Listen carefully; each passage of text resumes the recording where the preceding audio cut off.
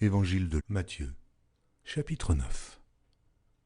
Jésus étant monté dans une barque, traversa la mer et alla dans sa ville. Et voici, on lui amena un paralytique couché sur un lit.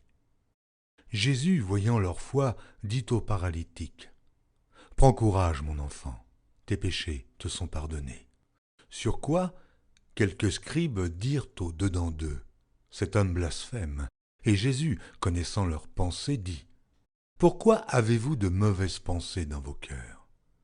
Car lequel est le plus aisé de dire : tes péchés sont pardonnés, ou de dire : lève-toi et marche ? Or, afin que vous sachiez que le Fils de l'homme a sur la terre le pouvoir de pardonner les péchés, lève-toi, dit-il au paralytique, prends ton lit et va dans ta maison. Et il se leva et s'en alla dans sa maison. Quand la foule vit cela, elle fut saisie de crainte, et elle glorifia Dieu qui a donné aux hommes un tel pouvoir. De là, étant allé plus loin, Jésus vit un homme assis au lieu des péages qui s'appelait Matthieu. Il lui dit : « Suis-moi. » Cet homme se leva et le suivit. Comme Jésus était à table dans la maison, voici, beaucoup de publicains et de gens de mauvaise vie vinrent se mettre à table avec lui et avec ses disciples. Les pharisiens virent cela, et ils dirent à ses disciples : « Pourquoi votre maître mange-t-il avec les publicains et les gens de mauvaise vie ?» Ce que Jésus ayant entendu, il dit : « Ce ne sont pas ceux qui se portent bien qui ont besoin de médecins, mais les malades. Allez, et apprenez ce que signifie « Je prends plaisir à la miséricorde et non au sacrifice, car je ne suis pas venu appeler des justes, mais des pécheurs. » Alors les disciples de Jean vinrent auprès de Jésus et dirent : « Pourquoi nous et les pharisiens jeûnons-nous, tandis que tes disciples ne jeûnent point ?» Jésus leur répondit : « Les amis de l'époux peuvent-ils s'affliger pendant que l'époux est avec eux ? Les jours viendront où l'époux leur sera enlevé, et alors ils jeûneront. Personne ne met une pièce de drap neuf à un vieil habit, car elle emporterait une partie de l'habit, et la déchirure serait pire. On ne met pas non plus du vin nouveau dans de vieilles outres. Autrement, les outres se rompent, le vin se répand, et les outres sont perdues. Mais on met le vin nouveau dans des outres neuves, et le vin et les outres se conservent. » Tandis qu'il leur adressait ces paroles, voici, un chef arriva, se prosterna devant lui et dit : « Ma fille est morte il y a un instant, mais viens, impose-lui les mains, et elle vivra. » Jésus se leva et le suivit avec ses disciples. Et voici, une femme, atteinte d'une perte de sang depuis 12 ans, s'approcha par derrière et toucha le bord de son vêtement.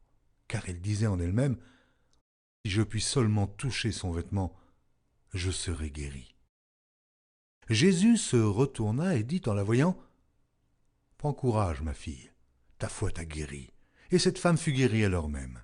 Lorsque Jésus fut arrivé à la maison du chef, et qu'il vit les joueurs de flûte et la foule bruyante, il leur dit : « Retirez-vous, car la jeune fille n'est pas morte, mais elle dort. » Et il se moquait de lui.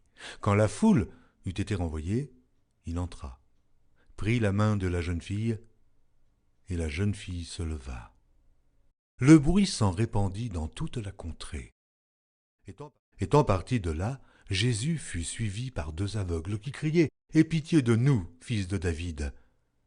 Lorsqu'il fut arrivé à la maison, les aveugles s'approchèrent de lui et Jésus leur dit : « Croyez-vous que je puisse faire cela ? » « Oui, Seigneur, lui répondirent-ils. Alors il leur toucha les yeux en disant : « Qu'il vous soit fait selon votre foi. » Et leurs yeux s'ouvrirent. Jésus leur fit cette recommandation sévère : « Prenez garde, que personne ne le sache. » Mais dès qu'ils furent sortis, ils répandirent sa renommée dans tout le pays. Comme ils s'en allaient, voici, on amena à Jésus un démoniaque muet. Le démon ayant été chassé, le muet parla. Et la foule étonnée disait : « Jamais pareille chose ne s'est vue en Israël. » Mais les pharisiens dirent : « C'est par le prince des démons qu'il chasse les démons. »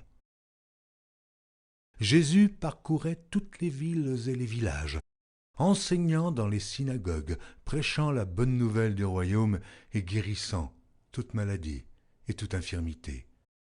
Voyant la foule, il fut ému de compassion pour elle, parce qu'elle était languissante et abattue, comme des brebis qui n'ont point de berger.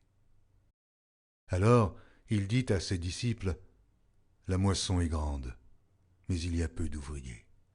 Priez donc le maître de la moisson d'envoyer des ouvriers dans sa moisson. »